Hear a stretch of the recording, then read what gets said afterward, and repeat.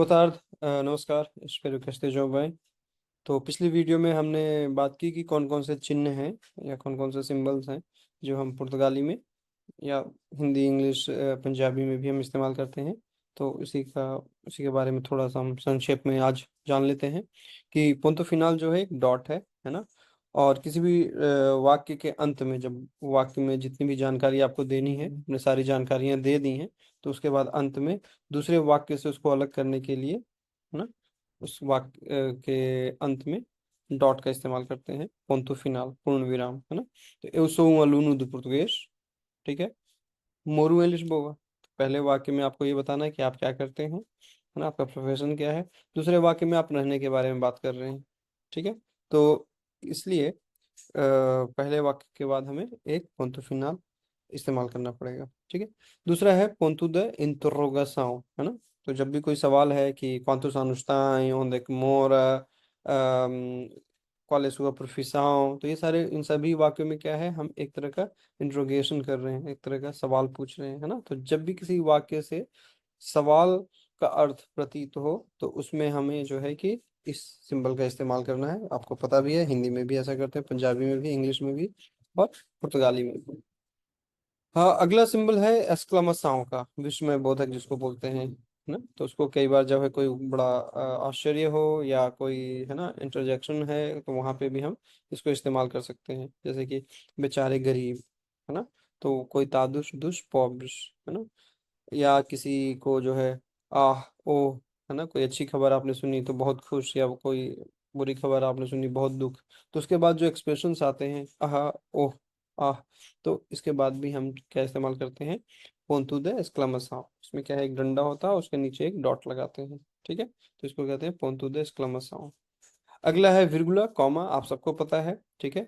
तो जब दो चीजों को हमें जोड़ना होता है, दो संज्ञाओं को या एक संज्ञा एक क्रिया को, तो हम ज्यादातर जो है और का इस्तेमाल करते हैं। इंग्लिश में एंड का इस्तेमाल करते हैं, पोर्चुगीज में ई का इस्तेमाल करते हैं, लेकिन दो से ज्यादा चीजें हों, जैसे यहाँ पे है लिस्बोआ, पोर्तु ई और दमीरा। तो जो एंड का जो काम कर रहा है वो ई, वो सबसे लास्ट वाले ऑब्जेक्ट के साथ लगाते हैं। उसके पहले 3 आए, 5 आए, 10 आए, 12 आए, सबके सबको, हर एक ऑब्जेक्ट को या हर एक नाउन को अलग करने के लिए हम कॉमा का इस्तेमाल करते हैं। कॉमा से दूसरा ये भी है कि कॉमा में हमें जो है कि वहाँ पे माइक्रो पॉज भी देना पड़ता है किसी सेंटेंस में, है ना। जैसे कि eu trabalho em Lisboa, Porto e Odmira, है ना। तो आप महसूस कर रहे होंगे कि लिस्बोआ के बाद एक माइक्रो पॉज आया, पोर्तो के बाद एक माइक्रो पॉज, और फिर ई की वजह से तो माइक्रो पॉज हैं ही, ठीक है।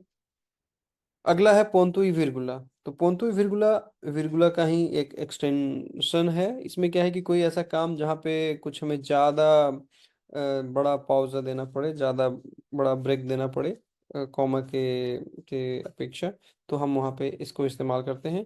साथ ही किसी भी वाक्य में कोई लिस्ट है या अलग अलग एक ही वाक्य में कई सारी चीज़ें हैं, तो उनको हम अलग अलग बताने के लिए या उनके बीच में अंतर दर्शाने के लिए हम सेमी कॉलन या पोंतुई विर्गुला बोलते हैं उसको पुर्तगाली में, इस्तेमाल करते हैं। जैसे dez professores votaram a favor do acordo, 9 contra।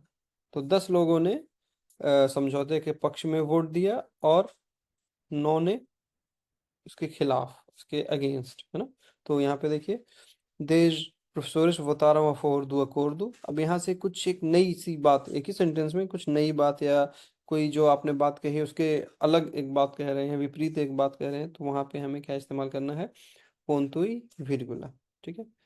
किसी एक ही वाक्य में मान लीजिए कि गवाह कौन कौन से 5 लोग हैं, 5 लोगों ने गवाही दी है, तो एसएफ के इंस्पेक्टर का नाम, पीएसपी के इंस्पेक्टर का नाम, जो हॉस्पिटल का की जो रिपोर्ट है, तो ये हम नाम लिखेंगे, उसके बाद सेमी कॉलन लगाएंगे या पोंतुई विर्गुला लगाएंगे, ठीक है। उसके बाद है दोइश पोंतुस। तो दोइश पोंतुस या कॉलन का हम इस्तेमाल कहाँ करते हैं, जब ये सेमी कॉलन से भी ज़्यादा हमें समय कहीं पे या ब्रेक कहीं पे देने की ज़रूरत है, ठीक है। तो हम वहाँ पे दोइश पोंतुस इस्तेमाल करते हैं। शेगारा पेशोवर, उसके बाद ये लोग पहुँचे, 2 डॉट और उसके बाद सबका नाम, ठीक है। रेटिसेंसियस, उसमें क्या है, 3 डॉट हम इस्तेमाल करते हैं। ये कब इस्तेमाल करते हैं कि जब लिखने में या ज़्यादातर मतलब ये लिखने का ही है, बोलने में तो इसको हम दिखा नहीं सकते, लेकिन लिखने में तब होता है जब मैंने एक हिस्सा वाक्य का बोला और बाकी का हिस्सा आपको समझ में आ गया है ना। जैसे मैंने ही बोला कि नाच न जाने, और मैंने वहाँ छोड़ दिया, तो आपको मालूम है आप लोग कि नाच न जाने, तो अगला क्या होगा वहाँ पे, आंगन टेढ़ा, है ना। तो यहाँ पे पुर्तगाली में एक कहावत है, कई नाव रिस्का नाव पे तिस्का, जो रिस्क नहीं लेता उसको फायदा भी नहीं मिलता। लिटरल ट्रांसलेशन अगर हम करें तो पुर्तगाली में बहुत बार ऐसा होता है, कई नाव रिस्का नाव, उसके बाद 3 डॉट छोड़ दिए जाते हैं, ताकि वहाँ पे एक तरह से जो रिक्त चीजें हैं या रिक्त भाव जो है या रिक्त शब्द जो हैं, उनको जो पढ़ रहा है जो सुन रहा है वो बताए भरे, तो उसके लिए हम रितिसेंसी से इस्तेमाल करते हैं 3 डॉट। आखिरी है त्रेविसाओ। त्रेविसाओ जो है, एक तो आपने जैसे आप ये सिंबल देख रहे हैं यहाँ पे, है ना, माइनस के जैसा, हाइफन के जैसा, एक उसी तरह से होता है लेकिन ज़्यादा एक्सटेंडेड होता है, ठीक है। और वो तब होता है कि जब दो लोग मान लीजिए बात करें या दो से ज़्यादा लोग भी बात कर रहे हैं, और हर एक बोलने वाले के, हर एक कर्ता के बीच में आप अंतर दर्शाना चाहते हैं, तो वहाँ पे, लेकिन एक ही वाक्य में, वहाँ पे हम इस्तेमाल करते हैं त्रेविसाओ का, है ना। जैसे वो ao mercado diz o João, ठीक है, कॉम्प्रारुस लेगुमिस। तो यहाँ पे दो लोग हैं, जॉन की बात मैं बता रहा हूँ, लेकिन कौन बता रहा है, मैं बता रहा हूँ, ठीक है। तो वो और मरकादू ये किसने बोला, ये मैं बता रहा हूँ, लेकिन बोला किसने है, जुआओं ने। तो मैंने इसको बोला, फिर यहाँ जुआओं आ गया, फिर वहाँ पे कि क्या करने गया मरकादू, कॉम्प्रारुस लेगुमिस, ठीक है। तो यहाँ पे हमने क्या इस्तेमाल किया, यहाँ क्या हमें इस्तेमाल करना पड़ेगा, वो उसको कहते हैं त्रेविसाओं, ठीक है। तो इनका उद्देश्य ये है कि कभी आपको टेक्स्ट में ये चीज़ें दिख जाए तो इनका भी एक मतलब है ना।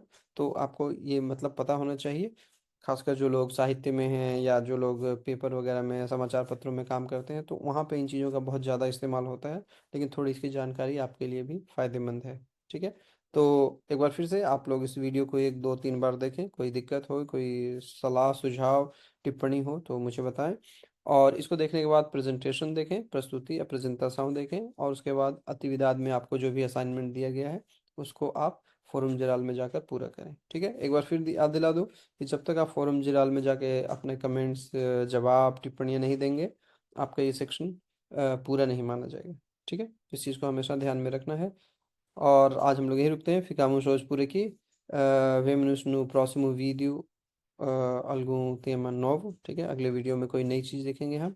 तब तक के लिए muito obrigado, adeus, boa tarde, नमस्कार।